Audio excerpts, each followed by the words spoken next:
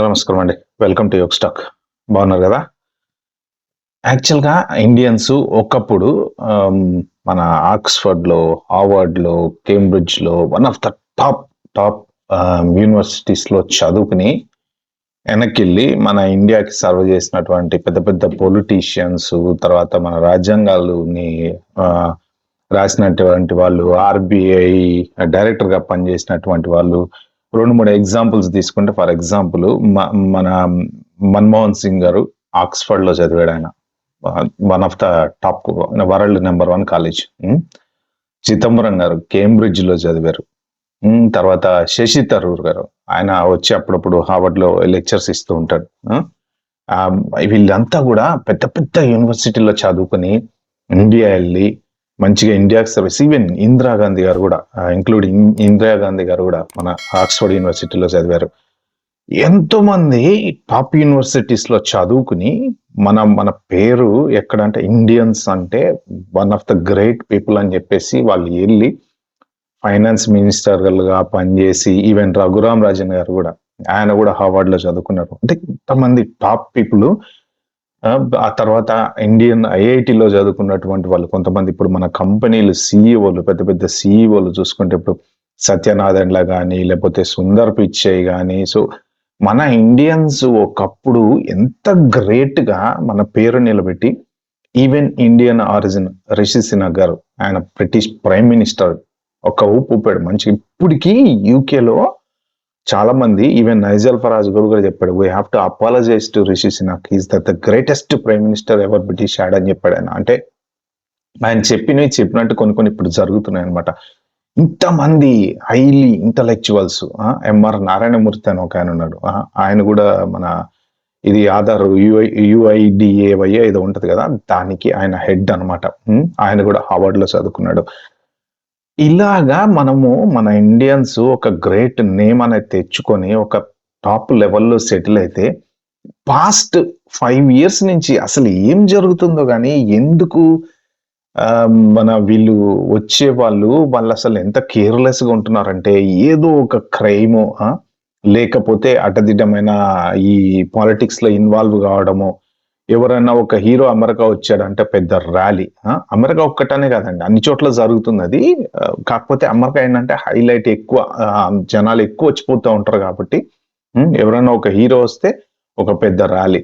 Cinema release అయిందంటే థియేటర్‌లో ఇక అసలు ఆ కొబ్బరికాయల కొట్టుడు చూస్తే నెక్స్ట్ డే సోషల్ మీడియా మొత్తం మనకు ఎందుకంటే ఇప్పుడు ఒక మల్టీప్లెక్స్‌లు ఉంటాయి కదా అబ్రాడ్‌లో. మల్టీప్లెక్స్‌లో 10 థియేటర్‌లు ఉన్నాయనుకోండి. 10 థియేటర్‌లలో ఒక థియేటర్‌లో తెలుగు సినిమా ఆడితే తెలుగో లేకపోతే సంథింగ్ మన మన మన వాళ్ళ ఇట్లాంటి పిచ్చి అభిమానం ఉన్నటువంటి వాళ్ళ సినిమాలు ఏదో ఒక భాష సినిమా ఆడితే మనోళ్ళు ఈజీగా గుర్తుపట్టొచ్చు. మిగిలిన సినిమాలోళ్ళు వస్తారు, చూస్తారు, వెళ్ళిపోతారు చక్కగా. మనోళ్ళు చేసే హడావిడి, వీలలు, కాగితాలేసుడు ఈ యూకేలో అయితే మన ఇది 'హరిహర వీరమల్లు' సినిమా మధ్యలో ఆపేసి వాళ్ళొచ్చి చాలా బీభత్సంగా తిట్టారన్నమాట. మళ్ళీ పాలాభిషేకాలు ఇండియాలో చేసినట్టు పాలాభిషేకాలు. సో దీంతో పాటు సో ఇది ఒక ఎత్తైతే క్రైమ్స్ ఇప్పుడు అసలు ఎంత నిజంగా షాప్ లిఫ్టింగ్ క్రైమ్స్ అయితే మొన్న తెలుగోళ్ళు దొరికారా రీసెంట్‌గా? అమ్మాయిలు దొరికారా?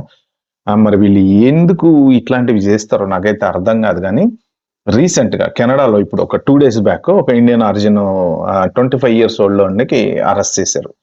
వాడిని ఎందుకు అరెస్ట్ చేశారంటే యాక్చువల్‌గా వాడు ఫేక్ అపాయింట్మెంట్స్ తీసుకొని ఫీమేల్ డాక్టర్స్ దగ్గరికెళ్ళి బాడీ ఎక్స్‌పోజ్ చేయటము, వాళ్ళతో కాంటాక్ట్ చేయడానికి ట్రై చేయటము చేస్తున్నాడని చెప్పేసి అరెస్ట్ చేశాడన్నమాట. మరి ఇదేం బిహేవియరో నాకైతే అర్థం కావట్లేదు. వీళ్ళు ఎందుకు ఇలాగా తయారయ్యారు అంటే ఫారెన్‌లో పోలీసులోళ్ళు పట్టించుకోరనుకుంటారా? లేకపోతే ఏదైనా చేయొచ్చు అనుకుంటారా? నెక్స్ట్ రీసెంట్‌గా తెలుగు పిల్లల మన స్ట్రింగ్ ఆపరేషన్‌కి అరెస్ట్ అయ్యారు చూసారు కదా! ఇప్పుడు ఇంకొక ఫోటో పెడతా చూడండి. మళ్ళీ 3, 4 డేస్ బ్యాక్ మళ్ళీ కొంతమంది అరెస్ట్ అయ్యారు. దాంట్లో మనోళ్ళు కూడా ఉన్నారన్నమాట. అది గాకుండా ఇప్పుడు అమెరికాలో ఒక 2 డేస్ బ్యాక్ ఇప్పుడు ఈ వీడియో చూపిస్తాను నేను, ఒక్కసారి ఈ వీడియో చూద్దాం మనం. After a lengthy investigation into a sex trafficking ring in eastern Covington County. The sheriff's office says they've been working with OP police to watch activity at the OP Motor Lodge after learning that a sex trafficking ring could be operating from the business. After several months of investigation, 2 motel employees were arrested, Dixit Kumar Patel and Ketan Natalati. Both are charged with promoting prostitution/interstate transport of a female for prostitution and soliciting prostitution, and both men have since bonded out of the Covington County Jail. Additional charges are possible. Covington County Sheriff Blake Turman issued a statement saying, "In today's world, which is so often driven by sin and instant gratification, I would have never expected something like this to occur here. This does not represent the core values and moral compass of Covington County." చూశారు కదా, దీక్షిత్ కుమార్ పటేల్ కెంటా అని ఇంకొక అతను అనమాట. వీళ్ళిద్దరు motel నడుపుతా prostitution rocket లో దొరికారు అనమాట. సాలిసిటేషన్ ఆఫ్ అని చెప్పేసి ఒక ఇది ఉంటది కదా, ఫెలోని ఛార్జెస్. మెయిన్ ఏంటంటే డబ్బులు ఆఫర్ చేస్తూ బిజినెస్ చేయడం, ప్రాస్టిట్యూషన్ బిజినెస్ అనేది కరెక్ట్ కాదు. సో దానికి వీళ్ళిద్దరిని అరెస్ట్ చేశారనమాట. మరి ఎందుకో మరి వీళ్ళు ఇట్లా క్రైమ్స్ చేయడానికి ఇష్టపడతారా, లేకపోతే వీళ్ళు ఏమనుకుంటారో నాకైతే అర్థం కాదు. కానీ ఆల్రెడీ పేరు ఒక లెవెల్లో బద్నాం అయిపోతుంది. రీసెంట్ గా ఇంకొకటి, ఒక 1 వీక్ బ్యాక్ మన ఒక ఇండియన్ ఆమె క్యాబ్ డ్రైవర్ తోటి బీభత్సంగా గొడవ పడుతూ తిడుతూ క్యాబ్ డ్రైవర్ ని, నేను ఎక్కడ నిలబడ్డానో ఆ పికప్ ఏరియాకి నువ్వు రా అంటదంట. అతను నువ్వు ఎక్కడ పికప్ అంటే, వీళ్ళకి ఊబర్ ఓలా వీళ్ళకి ఏవో ఉంటాయి కదా, ఒక పికప్ పాయింట్స్ అనేవి ఉంటాయి కదా. నేను ఏ పికప్ పాయింట్ లో ఉండాలో నేను ఆ పికప్ పాయింట్ లోనే ఉన్నా, నువ్వు రా అంటాడు క్యాబ్ డ్రైవర్. ఆబ్వియస్లీ వాళ్ళకి ఎక్కడ పడితే అక్కడ ఆగలేరు కదా వాళ్ళు. నువ్వు 10 minutes లేట్గా వచ్చావంటదండి. వాడు నేను 10 minutes ఎర్లీగా వచ్చా అంటే వీడియో మొత్తం రికార్డ్ చేసి ఎక్కడో టిక్ టాక్ లోనే ఎక్కడో చూశానండి. నాకు దాని లింక్ దొరకట్లేదు. ఆ రోజు చూసిన తర్వాత మళ్ళీ నేను సేవ్ చేసుకోలేదు, అది ఎక్కడ పోయింది. దాంట్లో కింద కామెంట్స్ లో చూస్తే అసలు డిపోర్ట్ ఆల్ ఇండియన్స్ అని పెట్టేశారనమాట. అందరు ఇండియన్స్ ని డిపోర్ట్ చేసేసేయండి ఇక్కడి నుంచి అని చెప్పి, అసలు ఆ వరస్ట్ ఆమె ఆ క్యాబ్ డ్రైవర్ ని ఎట్లా తిడుతుందంటే, పెద్దగా అరుస్తూ తిడుతూ. దానికి ఆ వీడియోకి నిజంగా కింద ఉన్న కామెంట్స్ అయితే అసలు అంటే ఇది ఎట్లుంటుందంటే, అందరూ ఒక రెస్పెక్టబుల్ లైఫ్ ని లీడ్ చేసినటువంటి ఇండియన్స్ కొంతమంది ఉంటే, ఈ ఒకళ్ళిద్దరు చేసేటువంటి చిల్లర పనుల వలన మిగిలిన వాళ్ళందరికి కూడా బ్యాడ్ నేమ్ ఆబ్వియస్ గా వస్తుంది కదా. ఇంకొక కేసు మీకు కింద లింక్ డిస్క్రిప్షన్ లో పెడతా, వెళ్ళి చూడండి. టైమ్స్ ఆఫ్ ఇండియా దాంట్లో వచ్చింది ఆర్టికల్. 72 years ఓల్డ్ ఆమె గ్రీన్ కార్డు కోసం వెళ్తే అరెస్ట్ చేసి ఆమె కోడలు కొడుకులు ముగ్గురిని అరెస్ట్ చేసి డిపోర్ట్ చేసి పంపించారు. 90 days టైం ఇచ్చి పంపించారు. ఏదో సంథింగ్. ఏంటయ్యా కాదంటే ఫుల్ కామెడీగా ఉంటుంది. అది మాత్రం చదువుతుంటే నాకే, అది మొగుడు పిల్లం ఇద్దరు US వచ్చారంట. వాళ్ళతో పాటు ఈమె ఎప్పుడో వాళ్ళ అత్తగారు వచ్చిందంట కొన్ని రోజుల క్రితం. వాళ్ళు ఏదో క్రైమ్ చేసి వాళ్ళు డబ్బులు సంపాదించారు. అట్ ద సేమ్ టైమ్ ఈమె ఒక నల్లోని పెళ్లి చేసుకొని వచ్చిన తర్వాత, విజిట్ వీసా మీద వచ్చిన తర్వాత మళ్ళీ వెళ్ళలేదంట. ఒక నల్లోని పెళ్లి చేసుకుందట. అతన్ని పెళ్లి చేసుకొని గ్రీన్ కార్డ్ అప్లై చేసిందట. ఆ గ్రీన్ కార్డ్ ఇంటర్వ్యూకి వెళ్ళినప్పుడు వాళ్ళు ఫేక్ అని చెప్పి వాళ్ళకి అర్థమైపోయింది. ఫేక్ మ్యారేజ్ ఏంటి అంటే, ఆమె ఆ పెళ్లి చేసుకుందామని అతన్ని ఎవరినైతే ఫ్లాట్ చేసి పెళ్లి చేసుకోవడానికి ట్రై చేసిందో అతనికంటే 10 years పెద్దది. నెక్స్ట్, అసలు ఆమె ఎక్కడ ఉంటుందో ఈయన ఎక్కడ ఉంటాడో సంబంధం లేదు. అసలు వీళ్ళకి ఒక్క బిల్లు కూడా మ్యాచ్ కాలేదంట. సో ఈమె గ్రీన్ కార్డు కోసం వెళ్తే ఫేక్ మ్యారేజ్ అని అర్థమైపోయి ఆమెను అరెస్ట్ చేసి, ఆమెతో పాటు ఆమె కొడుకు కోడళ్ళు కూడా ఏదో మొత్తం క్రైమ్ చేసి లోకల్ వాళ్ళ దగ్గర డబ్బులు లాగేసేసి, ఈ మధ్య చాలా వస్తున్నాయి కదా ఈ ఫేక్ క్రైమ్స్ అవి ఇవి చేసేసి డబ్బులు లాగడం అనేవి. అలా చేస్తే వాళ్ళని కూడా ఇండియాకి పంపించేశారు అనమాట. డిపోర్ట్ చేసి 90 days డిపోర్టేషన్ దాంట్లో లిస్ట్ లో పెట్టారో పంపించారో సంథింగ్ ఏదో. అట్లా ఇన్ని రకాల క్రైమ్స్ మరి ఎందుకు వీళ్ళు చేస్తున్నారు? మన తెలుగు వాళ్ళు స్టింగ్ ఆపరేషన్, ఎస్పెషల్లీ అండి ప్రాస్టిట్యూషన్ స్టింగ్ ఆపరేషన్ పోలీసు వాళ్ళు చేసే దాంట్లో రీసెంట్ గా చాలా మంది తెలుగు పిల్లలు దొరికారు. చాలా మంది 20 years 25 years 30 years ఫోటోలతో సహా చక్కగా వాళ్ళు ప్రొజెక్టర్లు వేసి మరి పోలీసులు చూపిస్తున్నారు. ఇగో మేము ఈ స్టింగ్ ఆపరేషన్ లో వీళ్ళని అరెస్ట్ చేసాము, ఈయన పేరు ఇది అని చెప్పి మరి అరెస్ట్ చేసి చూపిస్తున్నారు. మెయిన్ ఏంటంటే, మనము ఒక చోటికి వెళ్ళి మనం పద్ధతిగా జాబ్ చేసుకున్నామా, మంచి ఇల్లు కొనుక్కున్నామా, కారు కొనుక్కున్నామా, ఫ్యామిలీని లీడ్ చేసుకున్నామా అని కాకుండా ప్రతి దాంట్లో ఇన్వాల్వ్ అయ్యి don't care attitude. Drink and drive లో ఎంతమంది దొరుకుతున్నారు, షాప్ లిఫ్టింగ్ లో ఎంతమంది దొరుకుతున్నారు మన వాళ్ళు. మరి ఈ ఈ నేము ఒకప్పుడు గెయిన్ చేసుకున్నటువంటి నేము పోతుంది కదా ఆబ్వియస్ గా. అందరినీ ఒకలాగే చూస్తారుగా. ఒక అమెరికానే కాదండి, యూకేలో మొన్న ఒక ఇండియన్ అతనికి ఫైన్ వేశారు. ఏది మన ఇల్లీగల్ వాళ్ళకి జాబులు ఇచ్చారని చెప్పి. సరే అవి జనరల్ గా కంపెనీ ఇదిగా చేసిన ఇప్పుడు ఈ ఏది పాన్ పరాగులు ఏమంటారు వాటిని, మన గుట్కాలు అంటారు కదా, మొత్తం రెడ్ బ్రిటన్ అని చెప్పేసి. అది అసలు ఎంత ఘోరంగా అంటే ఇక్కడ ఇంకా వీళ్ళు తట్టుకోలేక పెద్ద పెద్ద హెవీ హ్యూజ్ ఫైన్లు. వాళ్ళు క్లీన్ చేయడానికి స్పెషల్ కెమికల్స్ కొనుక్కున్నారంట. ఇది వీళ్ళు డస్ట్బిన్ల దగ్గర ఈ గుట్కాలు ఉమ్మేస్తుంటే రెడ్ కలర్వి, అవి క్లీన్ చేయటం కోసం వాళ్ళు ఎంత క్లీన్ చేసినా స్టెయిన్స్ పోవట్లేదు అని చెప్పేసి స్పెషల్ కెమికల్స్ తోటి వాళ్ళు ఎందుకంటే కౌన్సిల్ అందరి దగ్గర కౌన్సిల్ ట్యాక్స్ తీసుకుంటది కాబట్టి వాళ్ళ రెస్పాన్సిబిలిటీ అనమాట. నీట్ గా పెట్టడం అనేది వాళ్ళ రెస్పాన్సిబిలిటీ. మనం కూడా కంప్లైంట్ చేయొచ్చు నీట్ గా లేకపోతే. వాళ్ళు ఇవాళ క్లీన్ చేయటం, రేపు పొద్దున మళ్ళీ అది రెడ్ పెయింట్ అయిపోతుంది. అంటే ఆడ నిలబడి ఉంటారు కదా వీళ్ళంతా. ఎవరు అంటే డెలివరీ డ్రైవర్స్. ఈ డెలివరీ డ్రైవర్స్ ఎవరెవరైతే ఆ హోటళ్ల దగ్గర డెలివరీ కోసం కూర్చొని ముచ్చట్లు పెట్టుకుంటా పిచ్చాపాటం పెట్టుకుంటా ఇట్లా అంటారు, వేస్తారు నోట్లో, అక్కడ ఉమ్మేస్తూ ఉంటారు అనమాట. మీకు గుర్తుందో లేదో, ఒకప్పుడు మనకు సినిమా హాళ్లలో ఇష్టం వచ్చినట్టు ఉమ్మేస్తున్నారని చెప్పి. ఇది ఆ రోజుల్లో, ఇప్పుడు లేదుగా. ఇప్పుడు అంత మల్టీప్లెక్స్ ఎక్కువ వచ్చేసినాయి కదా. ఒక తెరకి ముందర రెడ్ కలర్ బకెట్స్ పెట్టి దాంట్లో ఇది ఇసుక వేసి పెట్టేవాళ్ళమాట. తర్వాత గోడల మీద రాసేవాళ్ళు ఇచ్చట ఉమ్మి వేయరాదు అని చెప్పి. అంటే దానికి రెడ్ కలర్ రాసి ఇక్కడ ఉమ్మి వేయడానికి అని చెప్పి. అంటే ఇష్టం వచ్చినట్టు ఉమ్మేసేవాళ్ళని. అప్పుడు గుట్కాలు లేవు కానీ జనరల్ గా ఇష్టం వచ్చినట్టు ఎట్లా పడితే అట్లా ఉమ్మేస్తారని చెప్పేసి అవి పెట్టేవాళ్ళు అనమాట అలాగా.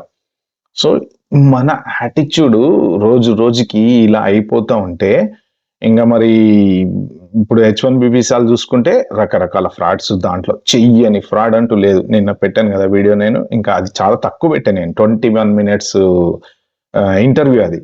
ఇంకా అది అంతా పెట్టుకుంటూ పోతే మన వీడియోనే 40 minutes అవుతుంది అని చెప్పేసి నేను చాలా తక్కువ పెట్టా. సో ఎందుకు ఇట్లాంటి క్రైమ్స్ లో ఇన్వాల్వ్ అయి పరువు తీస్తున్నారు తెలియట్లేదులే కానీ ఇదండి పరిస్థితి. నేను చెప్పినవి ఓన్లీ బేసిక్ క్రైమ్స్, రీసెంట్ గా జరిగినటువంటివి ఇవన్నీ. ఇవి కాక సోషల్ మీడియాలోకి వెళ్ళి చూస్తే అస్సలు మామూలు కాదు. వందలు మన వాళ్ళని ఇప్పుడు ఒకటి గుర్తుపెట్టుకుని, టిక్ టాక్, ఇన్స్టాగ్రామ్ ఇవన్నీ ఉన్నాయి కదా. ఎవ్వరు ఏం చేసినా సరే తీసి చక్కగా వీడియోలు పెడుతున్నారు. నేను ఇన్స్టాగ్రామ్ వీడియోలు చూసా. లండన్ బ్రిడ్జ్ దగ్గర కూర్చొని మన తెలుగు పిల్లలు మంచిగా మందు బాటిల్ కొనుక్కొని చక్కగా తాగేసేసి ఆడ పడేసేసి వదిలేసి వెళ్ళిపోయారు. ఎవరో దాన్ని వీడియో తీసి ఇన్స్టాగ్రామ్ లో పెట్టారు అనమాట. డస్ట్బిన్లు పెట్టారు కదా, తీసి దాంట్లో వేసి వెళ్ళొచ్చు కదా. అంటే కేర్లెస్ అనమాట. మన ఎవడు పట్టించుకుంటాడులే అని. యాక్చువల్ గా ఎవడైనా చూసాడు అనుకోండి, దానికి ఒక ఫైన్ అనేది ఉంటుంది. కట్టకపోతే మళ్ళీ ఒక 10-15 రోజుల తర్వాత కోర్టు నోటీస్ వస్తుంది. అంతా ఒక డిపోర్టేషన్ ప్రాసెస్ అనేది ఉంటుంది దానికి. ఎవరైనా సరే తెలుగు వాళ్ళు మీరు గుర్తుపెట్టుకోండి, స్టింగ్ ఆపరేషన్ అనేవి సీరియస్ గా జరుగుతుంది.